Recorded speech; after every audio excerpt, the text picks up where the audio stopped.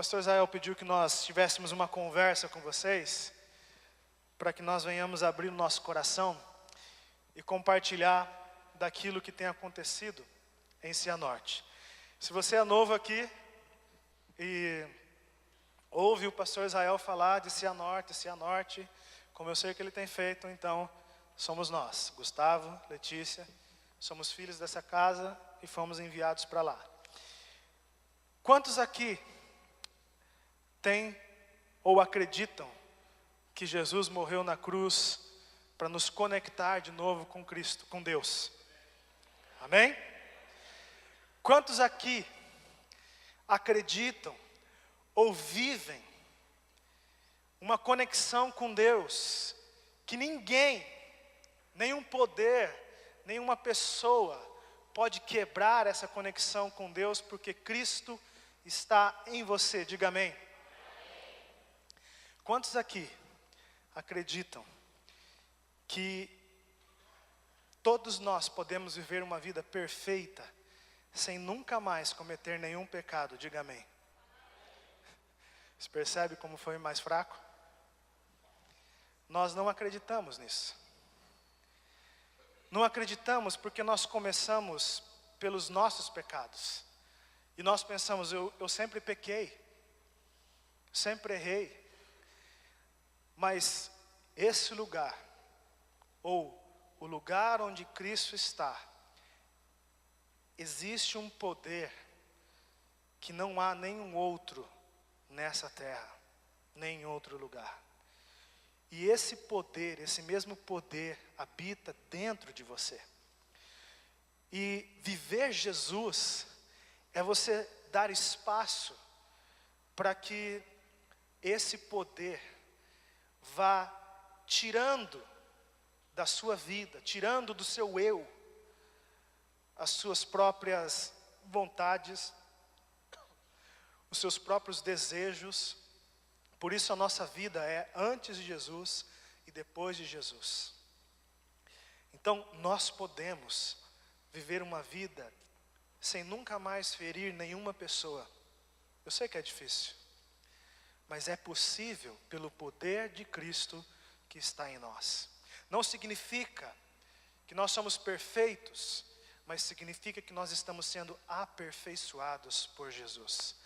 E nessa noite, nós queríamos falar com vocês de 3 coisas: sobre cuidado, sobre amar e sobre missão, sobre viver Jesus. E vocês sabem que nós fomos para Cianorte, já contei essa experiência aqui. Quando nós estávamos indo para Cianorte procurar casa, nossas despesas aqui em Cianorte eram bem reduzidas, porque aqui em Londrina, obrigado. Porque nós almoçávamos na creche, tinham os nossos pais aqui, que nós sempre íamos visitar eles. Então era bem reduzido. E a Letícia teve uma ideia de quando nós estávamos em Cianorte para procurar uma casa para alugar, ela teve uma ideia de fazer, então, uma simulação de uma compra. Eu já contei isso aqui, e nós fizemos, e eu voltei daquela viagem completamente desesperado, porque o custo de vida lá é muito alto, e eu voltei muito aflito, e nós chegamos em Londrina, a Letícia falou, eu vou deitar que estou cansado, e eu falei, eu vou na minha mãe. E aí, eu estava saindo do carro aqui e eu ouvi uma voz falar comigo, e a voz me dizia, quem te chamou? E eu entendi que era Jesus. Sabia o que ele queria dizer, e eu disse, foi o Senhor. Então a voz falou mais uma vez, se foi eu que te chamei, então você não vai se preocupar com o sustento. Não vai. E eu disse, ok, Senhor, eu vou confiar. Pode colocar o próximo slide, por favor?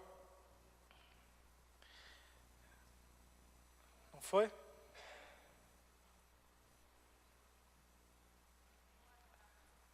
Hã?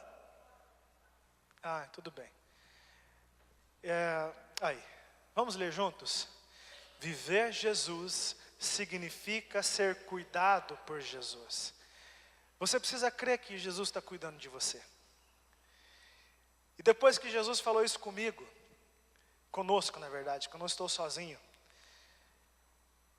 Depois que Jesus falou isso conosco, que Ele iria cuidar, que Ele iria prover, nós vivenciamos toda a fidelidade de Cristo, todas as riquezas insondáveis que está em Cristo. Vivenciamos. Então, um dia, as coisas ficaram um pouco mais apertadas, e nós íamos para Londrina naquele mês, que as coisas ficou um pouquinho mais apertadas. Então, alguém aqui de Londrina falou assim: olha, eu tenho conta no mercado tal, se você precisar, vai lá e compra algumas coisas. Então eu pensei, ok. E eu fiz a compra, comprei algumas coisas. Sabe aquela coisa para garantir o mês? Tipo, não vou passar necessidade. E aí chegamos em Cianorte, eu saí do carro, peguei a sacola, e Jesus falou comigo, falou assim: você não confia em mim? Porque nós sempre vamos correr para aquilo que vai nos dar um pouco mais de segurança, e normalmente de conforto, e normalmente essas coisas que vão nos dar mais seguranças ou um conforto maior, são coisas visíveis. Nós precisamos ver as nossas prateleiras e os nossos armários cheios, para nós entendermos que Jesus está cuidando de nós, certo? Amém? Só que isso não é o Evangelho. Isso não é fé, né? Porque a fé, ela é a certeza das coisas que não se veem, né? Exatamente. E a oração que nós oramos, muitas vezes sem pensar, nós dizemos: o pão nosso de cada dia nos dai hoje. Ou seja, é o pão desse dia. Lá, no outro dia, o amanhã, não é com você. Não é você que precisa se preocupar. E a vida cristã não é acumular. Você se lembra quando o povo estava no deserto e Deus falou para o povo que iria sustentá-los, e o maná descia todos os dias. E qual foi a ordem de Deus para o povo? Foi: não guardem para o dia seguinte. No dia seguinte vai cair outro. No dia seguinte vai haver um outro sustento, vai haver um outro milagre. No dia seguinte é Deus que cuida. E nós estamos vivendo esse cuidado, sabe por quê? Mesmo aos trancos e barrancos, no sentido que Jesus nos fala algo e nós frequentemente corremos para as coisas palpáveis, e nós voltamos e pedimos perdão e começamos de novo e recomeçamos. Mas sabe por que isso? Sabe por que nós cremos que viver Jesus significa que nós somos cuidados por Jesus? Porque quem tem Jesus não tem falta de nada. Olha comigo esse texto. É um texto muito conhecido, vamos ler juntos? O Senhor é o meu pastor, de nada terei falta. É um texto muito conhecido que a gente parece que já se habituou, mas pessoalmente para mim a tradução desse texto é um pouco pobre, porque não revela tudo aquilo que Deus quis nos dizer. Porque nós aprendemos que o crente não vai passar falta de nada. Mas como ler esse versículo, ou como pregar esse texto em um ambiente, por exemplo, na África, onde eles têm falta de tudo? Como que um cristão vive uma promessa dessa, uma verdade extraordinária como essa, sendo que a escassez ronda o seu dia a dia? Como? Então, pessoalmente eu entendo que não são as coisas que não vão nos faltar. Eu e você nesse mundo vamos passar por tribulações, vamos passar muitas necessidades, mas tem uma coisa que nunca vai nos faltar. Sabe quem é? É o Senhor.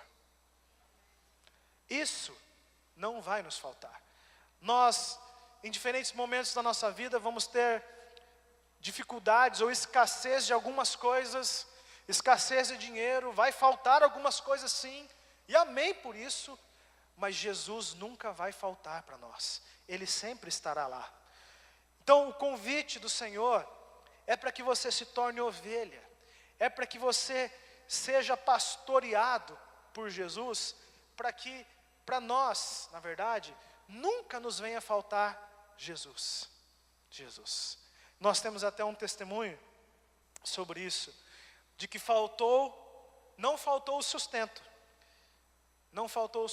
mas nós passamos por ventos fortes e tempestades. Bom, quero contar um pouquinho do nosso testemunho, né?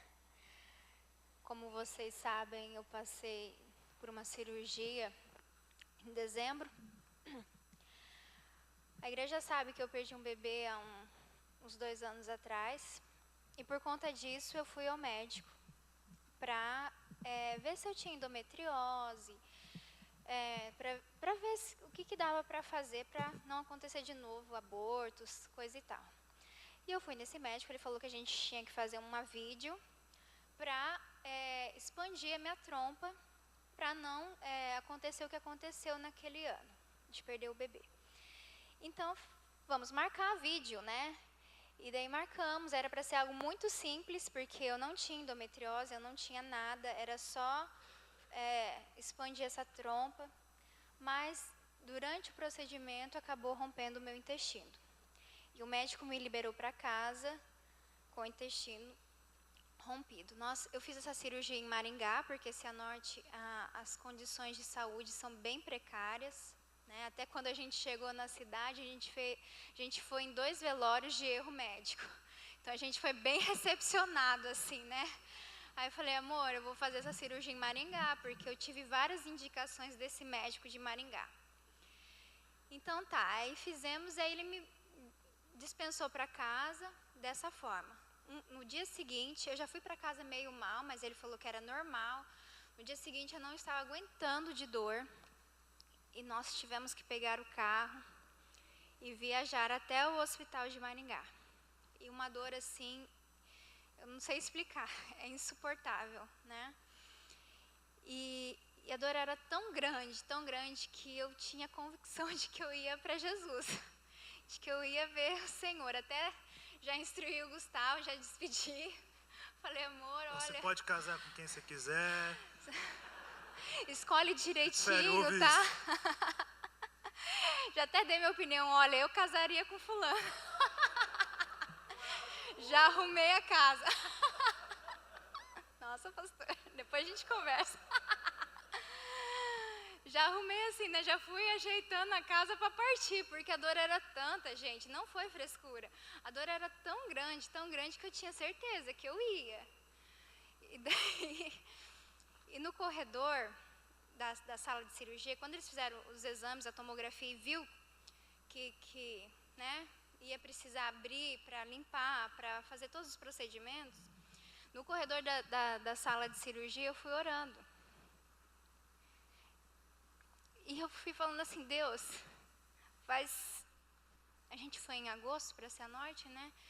Fazia 3 meses que a gente estava lá, né, amor?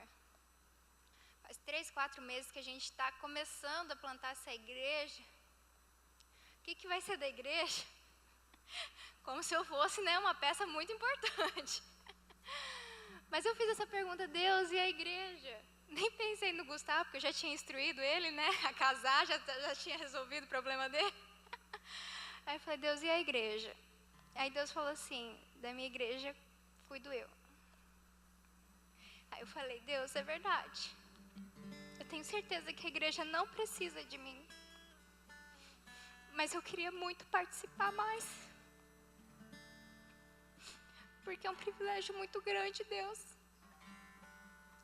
Fazer parte da sua obra. E daí já veio o anestesista. E daí o anestesista veio e eu fiz a oração de entrega. Depois dessa resposta verdadeira do Senhor, né? Falei, Deus, então vamos, né? Vamos ver como que é o paraíso. E no fim deu tudo certo, a cirurgia, né?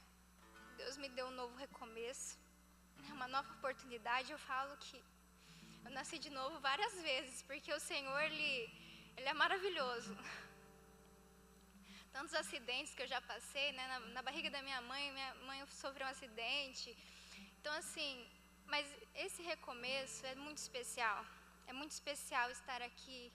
É muito especial poder fazer parte da obra do Senhor, né? E essa obra não depende de nós, né?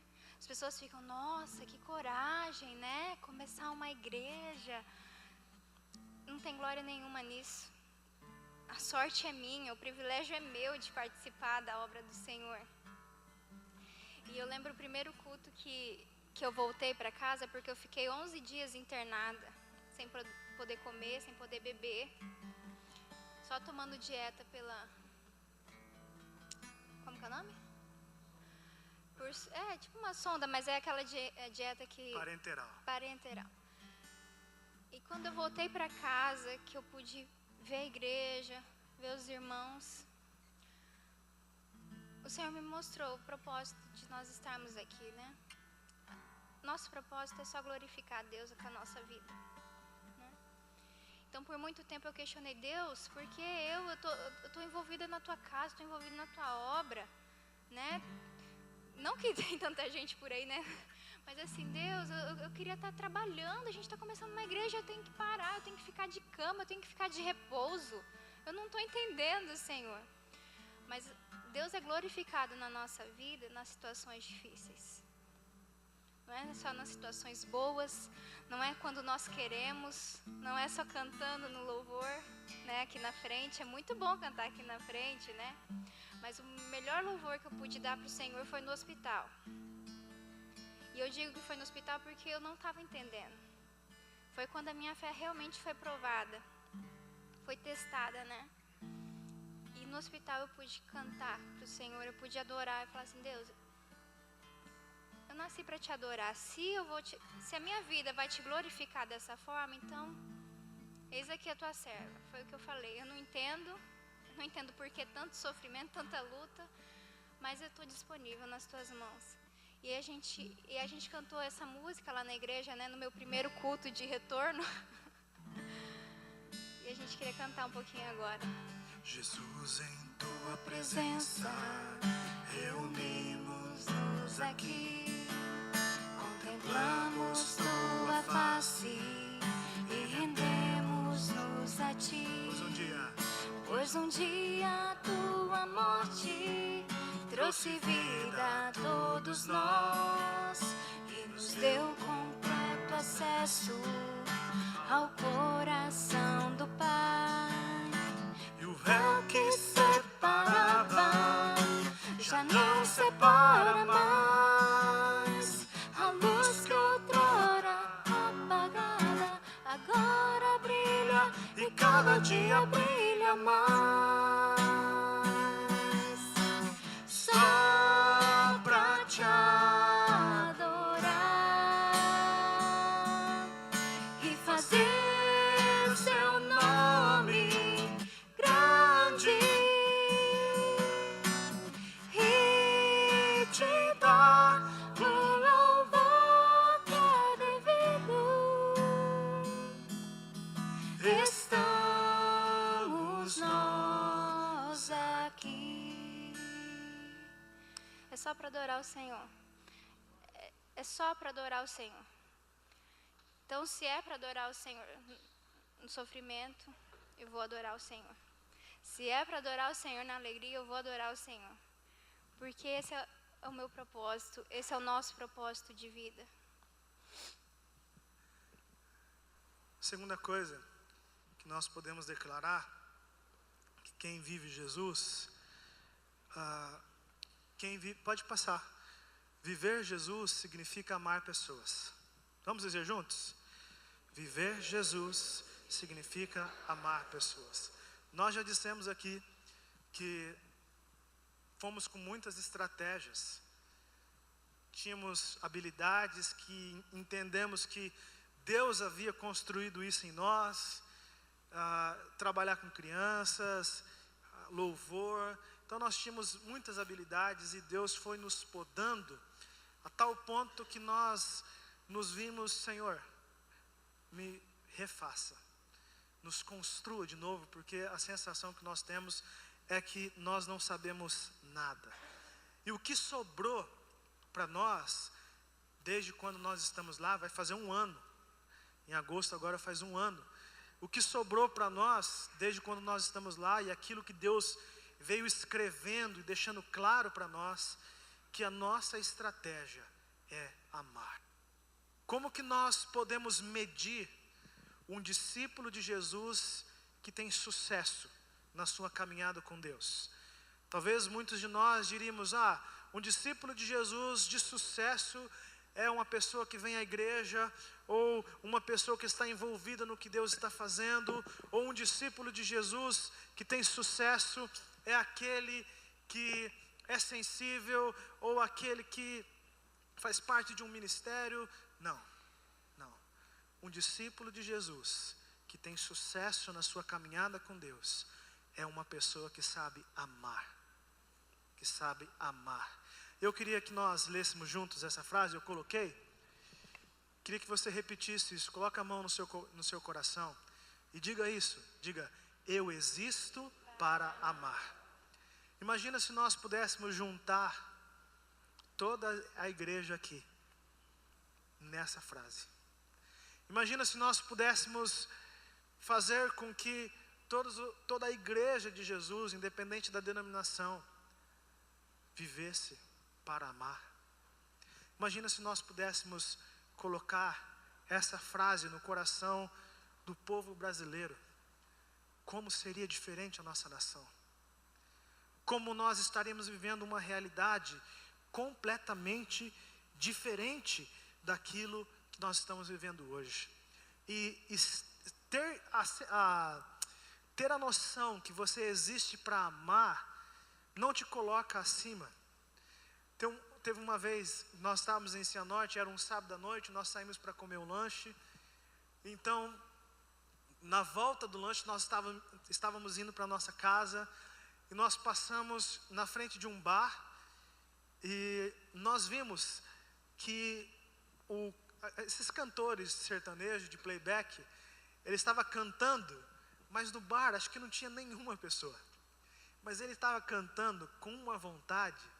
E aí eu comecei a rir e falei, Letícia, olha aquilo. Eu comecei a rir. Eu lembro que eu dei a volta na rua. Eu falei, vou ver de novo, eu quero ver de novo. E eu ria. E a Letícia, ela falou assim, Gustavo, essa é a igreja dele. Não sei você, mas a nossa tendência, quando nós estamos vindo para a igreja, é colocar uma roupa que nos agrade, é nos preparar não para as pessoas verem, mas para nós oferecermos o nosso melhor para Deus. E a Letícia conseguiu enxergar naquele homem, que estava cantando para uma plateia de público zero, ela conseguiu enxergar um potencial naquele homem, porque se aquele homem se encontrasse com Jesus, se aquele homem sem Jesus estava feliz, porque estava cantando e fazendo o que ele gosta, ainda mais se esse homem conhecesse Jesus, como ele seria satisfeito, como ele faria as coisas para amar a Deus e amar as pessoas. Então eu e você não podemos jamais, quando entrar alguém aqui na igreja que foge daquilo que nós entendemos que uma pessoa normal veste, que foge daquilo que nós entendemos que uma pessoa normal tem como atitudes. Quando essa pessoa entrar aqui, ela não vai receber outra coisa de nós, senão amor. Amém? Irmãos, chega de religiosidade, chega de olhar para as pessoas e colocar as pessoas numa forma como se nós começássemos a falar para as pessoas, não a partir de Gênesis 1, que as pessoas foram criadas com um propósito divino, mas nós começamos a falar de Jesus a partir de Gênesis 3, que foi o momento que Adão e Eva pecou. Então, quando nós vamos falar de Jesus para as pessoas, nós dizemos, você é pecador. Mas essa não é a coisa mais importante. Porque a coisa mais importante é, Deus te criou com um propósito eterno. E é assim que nós temos que Quando nos nós aproximar. evangelizamos dessa forma, né, partindo do pecado, é como se a gente estivesse olhando para a pessoa de cima para baixo, né? Você é pecador, você tem que ir para a igreja, você tem que se converter. E as pessoas estão cansadas disso. As pessoas não querem mais ninguém esfregando o pecado delas na cara delas. Elas querem alguém que olha o olho no olho e fala: Cristo tem algo melhor para nós. Nós somos falhos, nós somos pecadores, mas Cristo planejou para que nós vivêssemos em comunhão com Ele. Eu me lembro que eu ouvi uma vez um pastor, ele começou um pastor dos Estados Unidos, ele começou então assim como o pastor Israel, ele começou a falar para a igreja que nós deveríamos amar as pessoas. Então, naquele instante, naqueles meses, começaram a chegar pessoas de classe social muito inferior. E essas pessoas vieram com seus filhos, e os filhos começaram a participar do mesmo ambiente que os filhos dos que têm bens materiais, têm mais posses, estavam participando. E os pais que eram de uma aquisição um pouco melhor, esses pais ficaram com muito medo, porque os seus filhos estavam brincando com pessoas de classe inferior. E então virou um rebuliço na igreja, e os pais começaram a não vir mais na igreja. E esse pastor fez apenas uma pergunta, e eu queria que você lesse aqui comigo no telão, e a pergunta é assim: como que nós, que nunca iremos morrer, devemos tratar aqueles que talvez nunca irão viver? Essa é a pergunta que eu te faço. Porque muitas vezes nós recebemos um toque do Espírito Santo, diz: vai lá falar do meu amor para ela.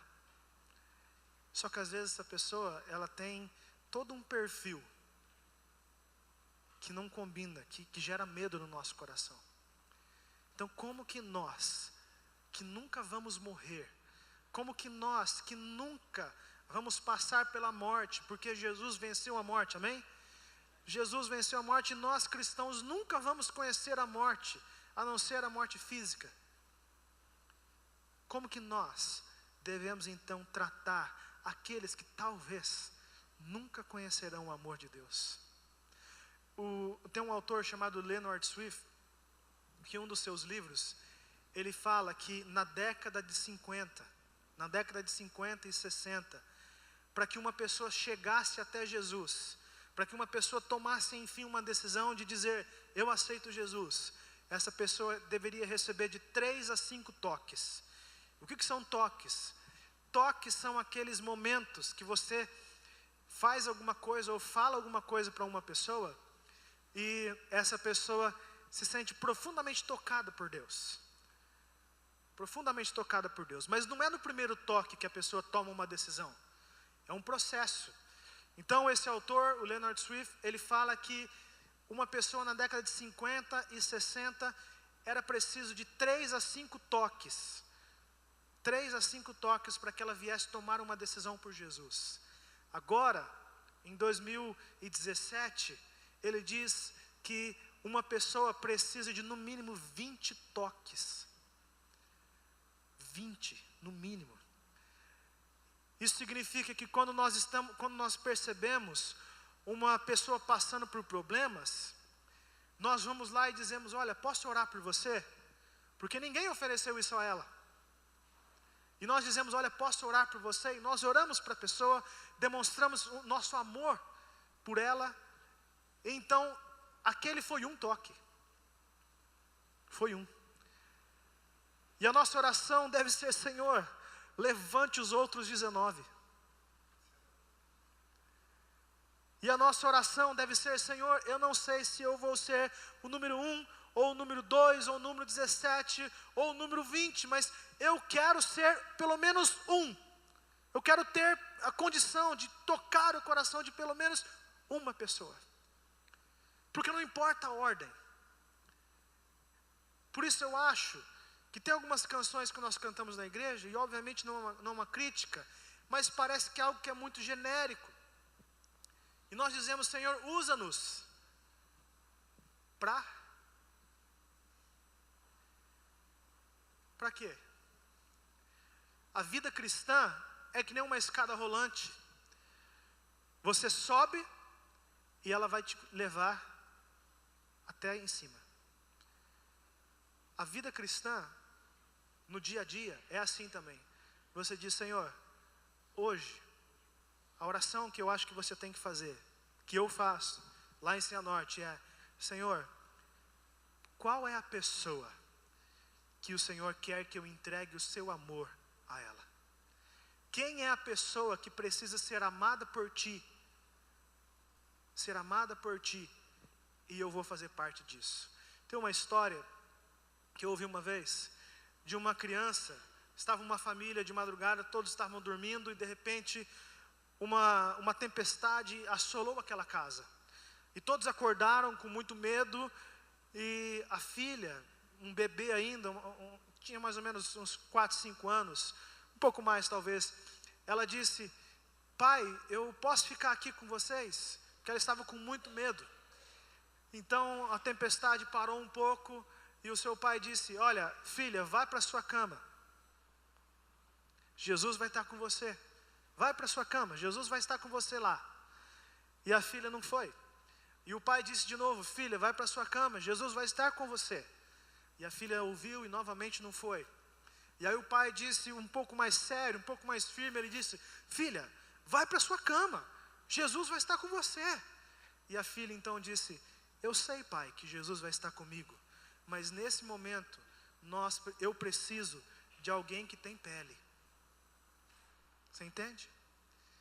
Nós somos a igreja que é pele de Jesus.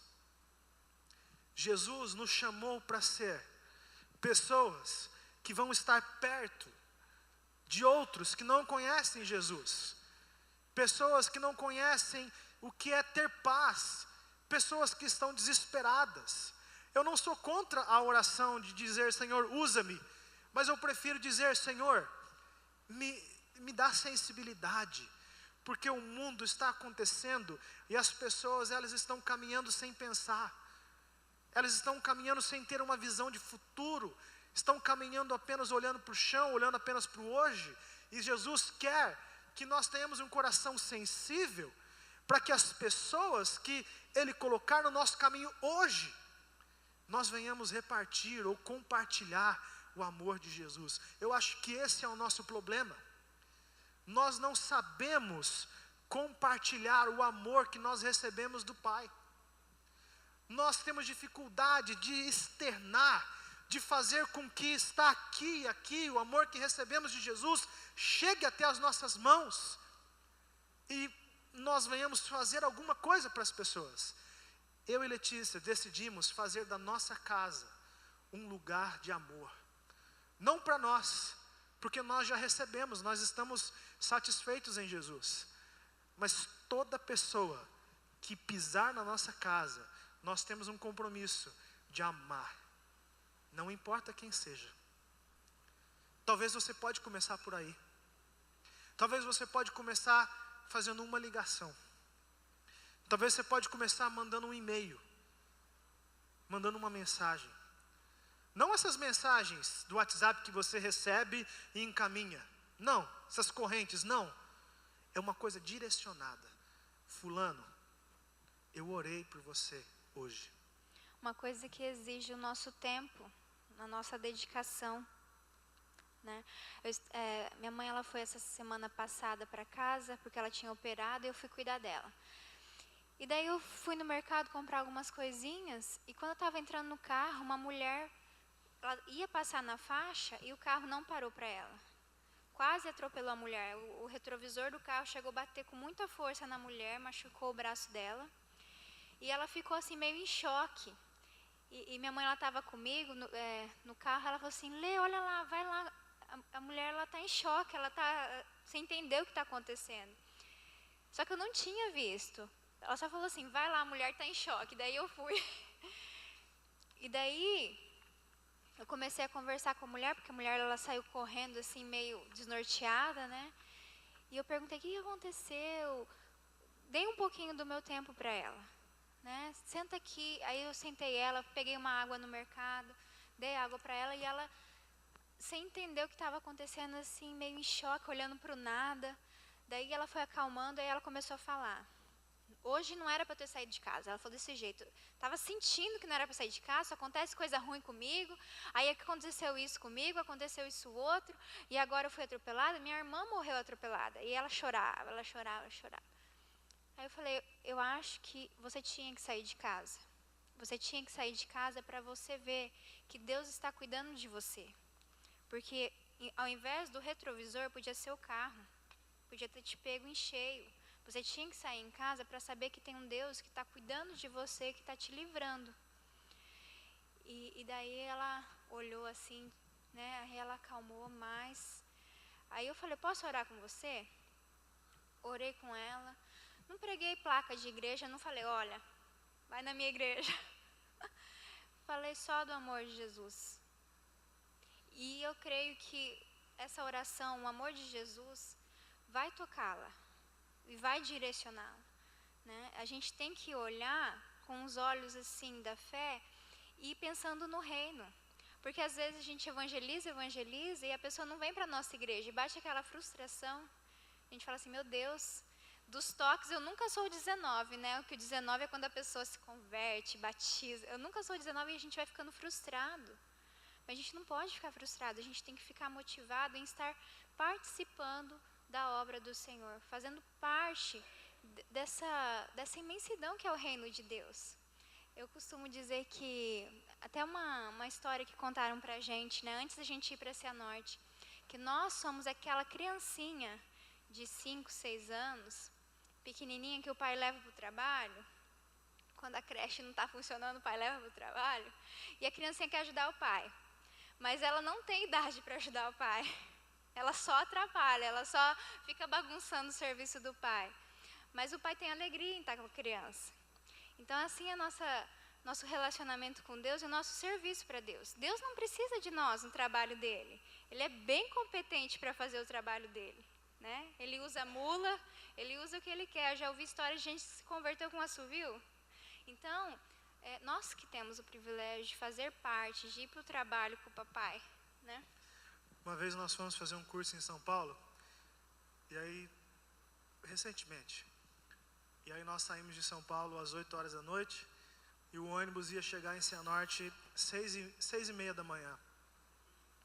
E eu acordei assim, da viagem, eu acordei por volta de 6h25, falei, nossa, onde nós estamos? E aí percebi que nós estávamos em Cianorte já, né?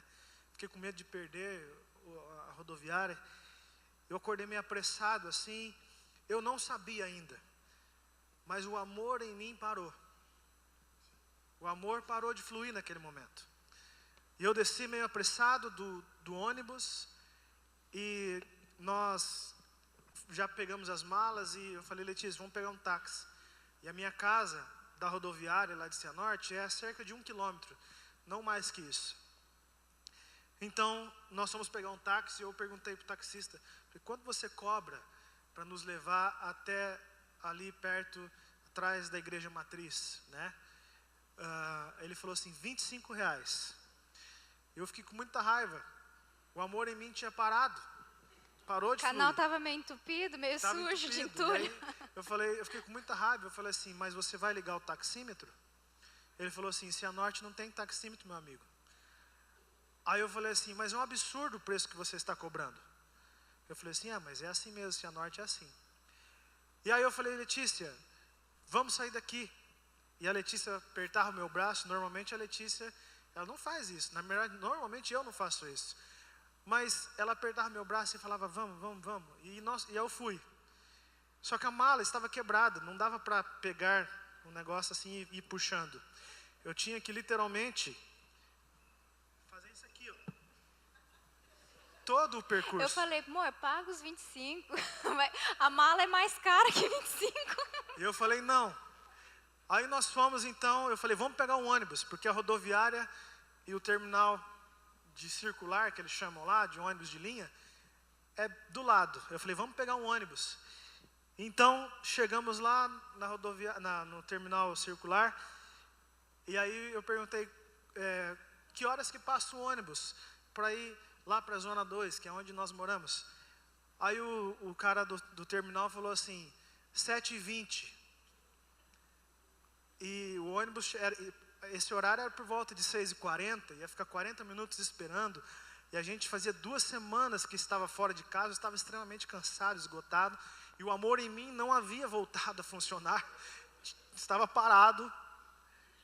E aí eu falei, não é um absurdo essa cidade, não acredito. 7h20, quem trabalha para aquele... Já amaldiçoou a cidade, já pecou. Quem trabalha para aquele lado, como é que faz, né? E aí, tá bom, vamos a pé, Letícia. Fomos empurrando, minhas costas Você foi. com dor, mas não queria dar o braço a torcer. Falei, vamos empurrando isso aqui, vamos até em casa agora. Aí paramos numa padaria, que é a melhor padaria da cidade, que chama Padaria Real. Eu falei, Letícia, vamos tomar um café. Assim eu descanso minhas costas e depois a gente continua. E isso era por volta de 6h50 da manhã. E aí chegamos na padaria, a padaria fechada. Eu falei, eu não acredito. Que padaria que não abre 6h50 da manhã, o povo não trabalha, né? Mas o amor em mim ainda não havia voltado. Voltou só depois que eu cheguei em casa, fui empurrando, cheguei em casa, descansei. Qual que é a diferença? Para aquele taxista, eu fui apenas mais um. Porque a cidade de Cianorte não gosta de taxista. Porque eles cobram muito caro. Para aquele taxista, eu fui apenas mais um que passou na vida dele. Eu não fiz a menor diferença. Porque eu não soube como amar. O que está em questão aqui é como amar as pessoas. De uma forma simples. Um bom dia que você dá. Uma coisa muito simples que você pode fazer para alguém. Uma ligação, um e-mail, uma mensagem, uma visita, um telefonema. Comprar algumas coisas que talvez ela esteja passando por necessidade. É muito simples. E nós queríamos cantar essa canção com vocês, porque lembra qual é o nosso propósito.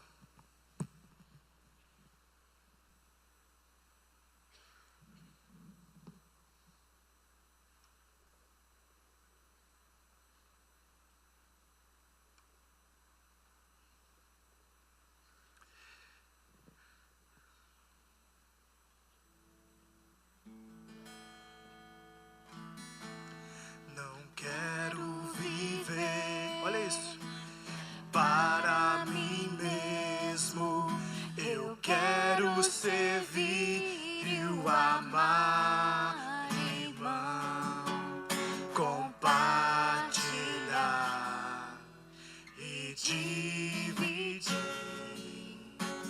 tudo que tenho com você. Olha isso, o meu amor. O meu amor, meu coração, meu lar e até o pão. O amor é maior e em Jesus eu e você somos um.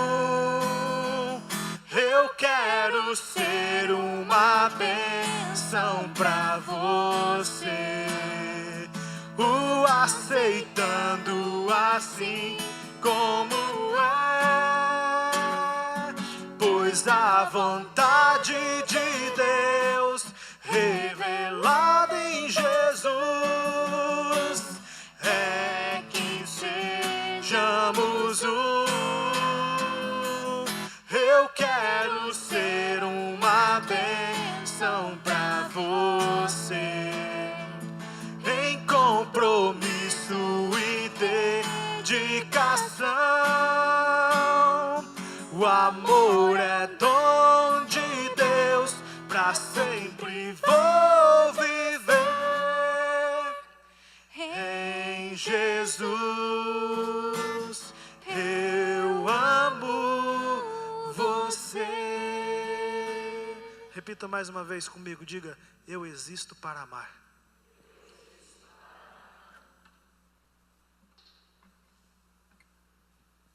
Esse é o seu propósito. Terceira coisa que nós queremos falar para nós encerrarmos a nossa parte é viver Jesus é a nossa missão. É a nossa missão.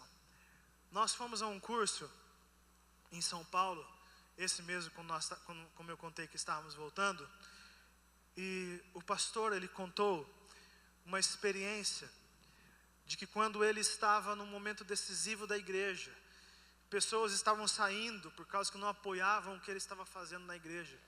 Ele foi conversar com um amigo dele, e ele pediu um conselho: o que eu faço? E normalmente o que a gente imagina, né? Olha, implanta uma visão. A gente imagina que um pastor poderia dar esse conselho: faça isso, comece a fazer isso que deu certo na minha igreja, tal, tal. Só que não foi esse conselho que ele recebeu. Ele recebeu o seguinte conselho: ele diz: tira todo mundo do palco e deixa só Jesus lá. Estranho, né? Obviamente não era para tirar todo mundo do palco, mas os músicos, quem iria pregar, as pessoas que subiriam aqui em cima no altar, deveriam ser pessoas que estivessem vivendo que eu diminua para que ele cresça. Porque muitas vezes as pessoas não conseguem ver Jesus, porque em primeiro lugar elas não veem Jesus em nós. Enquanto o pastor Israel estava orando aqui pelo pastor Melvin e pela Francis, a Ju estava lá atrás. A Ju falou assim: tá aí, quando eu olho para o pastor Melvin e para a Francis, eu consigo ver Jesus na vida deles. Coloca a imagem principal, Ju, ou volta um só. É isso que deveria acontecer. Quando as pessoas olham para nós, elas devem ver menos do Gustavo e mais de Jesus. Porque aí sim a nossa vida vai fazer diferença. Aí sim a nossa vida vai fazer diferença. E eu queria ler com vocês um texto de Colossenses, que está no capítulo 1, 3 versículos do 9 a 11, que diz assim: por esta razão, desde o dia em que ouvimos, não deixamos de orar por vocês e de pedir que sejam cheios do pleno conhecimento da vontade de Deus. Quero que você repare a quantidade de vezes que o apóstolo Paulo repete todo, ou toda, ou tudo. E ele está querendo dizer que a igreja de Colossenses deveria voltar a viver um evangelho pleno, total, integral.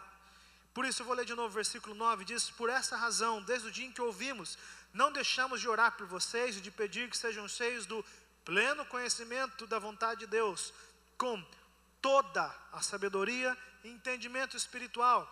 Isso para que vocês vivam de maneira digna do Senhor e em tudo possam agradá-lo, frutificando em toda boa obra, crescendo no conhecimento de Deus, sendo fortalecido com todo o poder, de acordo com a força da sua glória, para que tenham toda a perseverança e paciência com alegria. É o que Paulo está dizendo. Não é para viver um cristianismo raso. Até aqui está bom. Tudo aquilo que minha vida era tão difícil, Jesus já transformou tanta coisa, já estou satisfeito, está tudo bem. Não. Viver Jesus não é um evento, né? Não é. Não é um culto de domingo. Não é quando os jovens, ou quando as mulheres, ou quando algum ministério da igreja marca de evangelizar. É todo dia, é toda hora. É quando eu estou sozinho, é quando eu acordo e vou tomar café em algum lugar. É em todo lugar. Nós fomos a esse curso, e o curso foi a primeira etapa em Alphaville, São Paulo. E aí depois nós fomos para Campos do Jordão. Lá em Campos do Jordão nós conhecemos um casal, e o curso acabava por volta de quarta-feira. E aí a Letícia queria passar em São Paulo para conhecer alguns pontos. E aí o casal ficou sabendo que nós estávamos querendo passar em São Paulo para conhecer alguns lugares, e eles moravam em São Paulo, capital. E eles então ofereceram para a gente ir ficar na casa deles por 2 ou 3 dias, para não pagar hotel e essas coisas.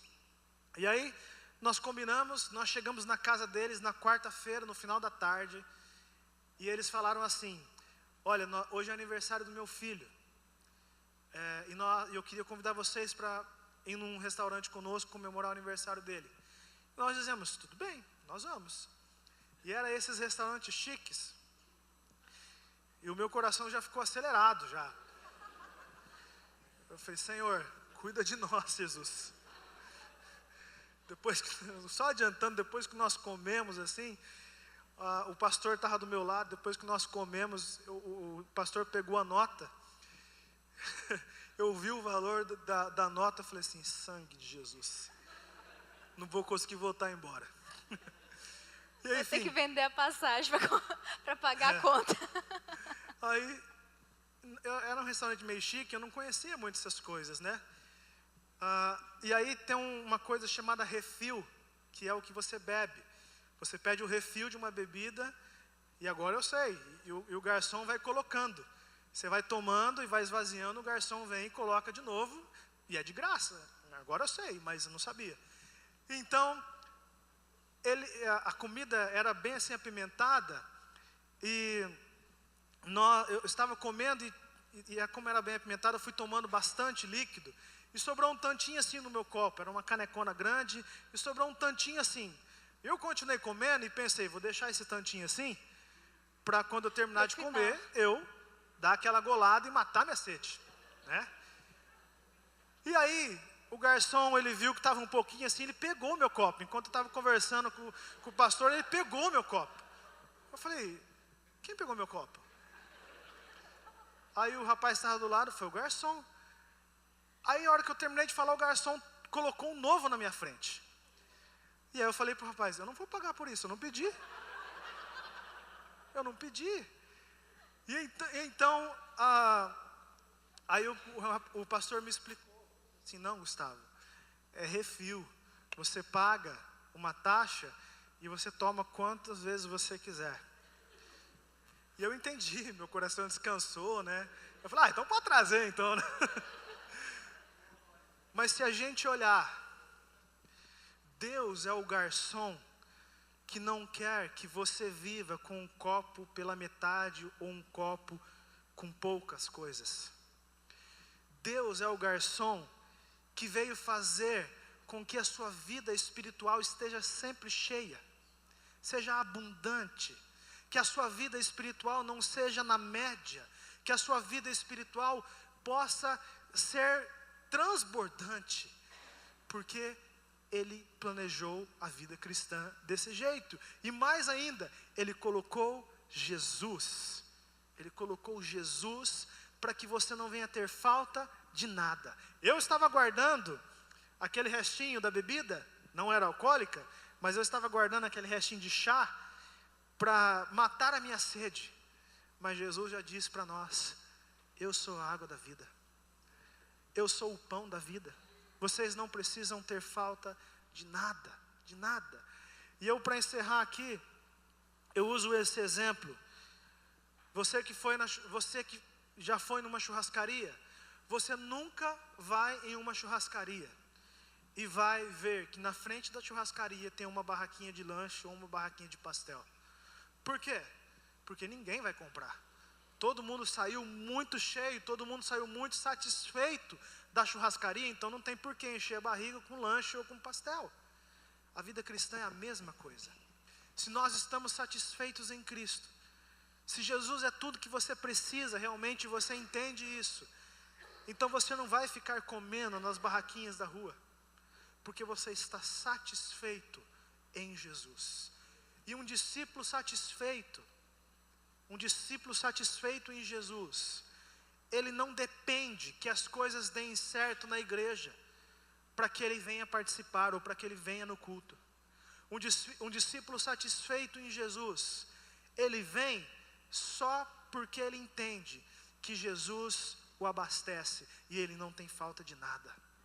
A igreja pode estar com problemas, a igreja pode ter muitas limitações, mas nós estamos satisfeitos em Jesus, porque quem tem Jesus tem tudo.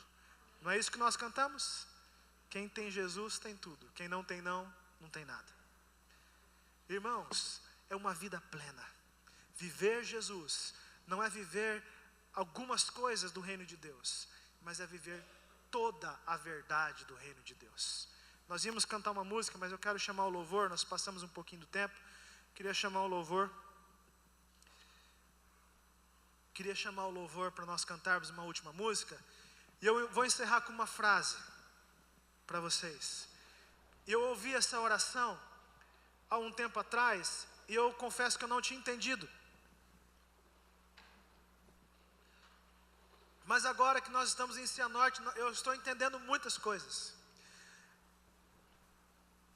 Viver Jesus não é cumprir uma agenda, onde nós vamos então marcar um evangelismo. Aprendi muito isso com o pastor Israel.